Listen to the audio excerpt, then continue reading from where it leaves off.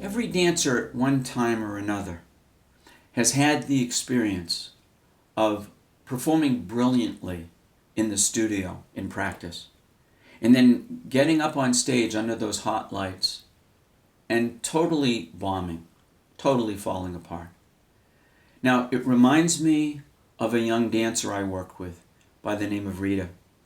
Rita was 14 years old, very talented, competed in a number of styles, and under normal circumstances, under circumstances of smaller competition, Rita did brilliantly. She had confidence, she performed really well, she was relaxed. When she got to bigger competitions, when there were bigger audiences, she'd get really nervous before performances, she'd start losing her confidence, and she'd fall apart. And her anxiousness before performances was driven by all the things that she thought could go wrong. What if this happens? What if I slip? What if I miss my steps? And that just sabotaged her performance even more. So when Rita's mom called me up, she was at a loss to how to help her daughter. She knew she had talent. She knew she had ability. She couldn't understand why Rita wasn't just getting up there and doing it. And I have to say, Rita's dance teacher was kind of like also frustrated. And Rita was as well. And what Rita and I sat down to do over Skype was to help her understand the mistakes that she was making. And most of them were pre-performance that were causing her to lose her confidence and to get nervous. And there are two mental mistakes that a lot of dancers make. One of them is they leave the moment. They leave what's called the now. They go into the future. They worry about the what ifs, about the outcome, about the things that could happen, that could go wrong. And the other mental mistake they make, which is a concentration mistake, is they get too caught up in the competition. They get too caught up with how good they think everyone else is, which was what was feeding Rita's nervousness and her lack of confidence. So we helped her get a much better handle on where her focus was, both pre-performance and during performance. So she stayed more in touch with the feel of what she was doing.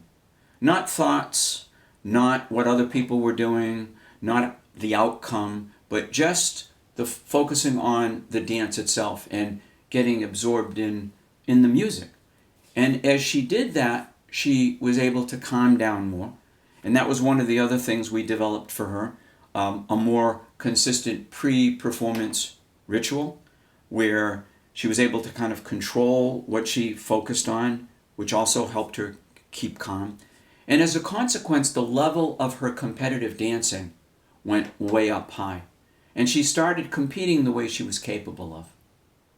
Now, as you listen to me, I'm assuming you're listening because you can relate to some of the issues Rita struggled with, or maybe you have your own version of what Rita was dealing with.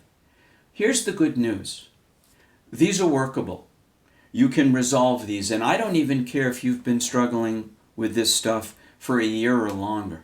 You can learn to stay calm under pressure. You can learn to let your mistakes go. You can learn to focus on the right stuff and to perform to your potential with a little bit of work. Now, there's two ways you can do that. You can work with me one-on-one, the way Rita and I did. You can call me, and I'm happy to talk to you about that option. Or you can work with some of my training material.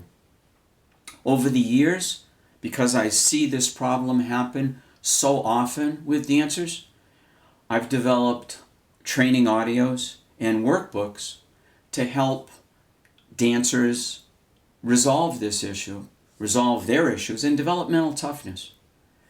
Whether you choose the one-on-one option or you choose to work with some of my training material, I'm happy to talk with you if you have questions about what would be right for you. But I want to leave you with something that I sincerely believe in, that has been proven over and over again with the hundreds of dancers I've worked with.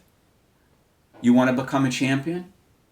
You want to perform to your potential? you have to work on developing mental toughness. You have to work on the mental side of your dance.